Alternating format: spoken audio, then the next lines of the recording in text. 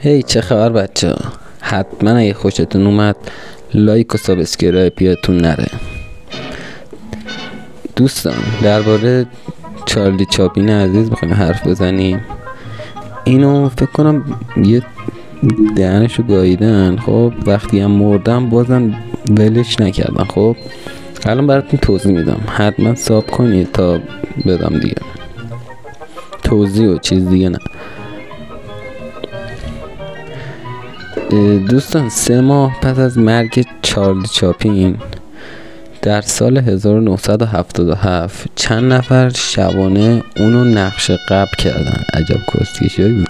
و جنازهش رو دزدیدن و با $600,000 از اون باج میخواستن. یعنی ننه باباش زنگ زده بودن باج میخواستن که جنازه رو پس میدیم، اما به دلیل نزدیکی باجه تلفن عمومی که اونا استفاده میکردن به خونه اونا، خانوادهشون نزدیک بوده، خانواده چاپلین، تماسشون وقتی خیلی زیاد میشه مکرر میشه، هی پشت هم تماس میگیرن با اون تلفن، پلیس سریع ردشو میزنه. خب سیاست دیگه.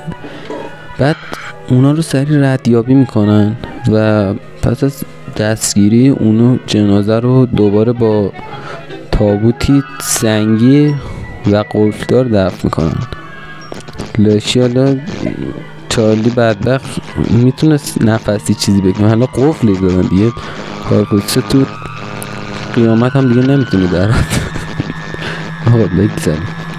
بعد اون 2 نفری که این بدبخت رو دزدیدن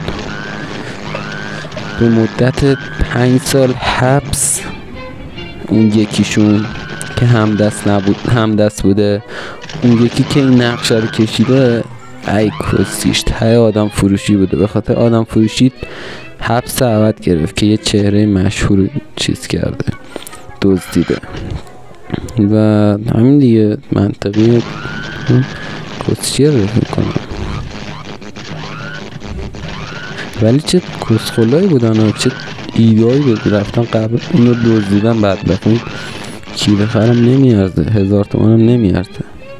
چه منطقیه این؟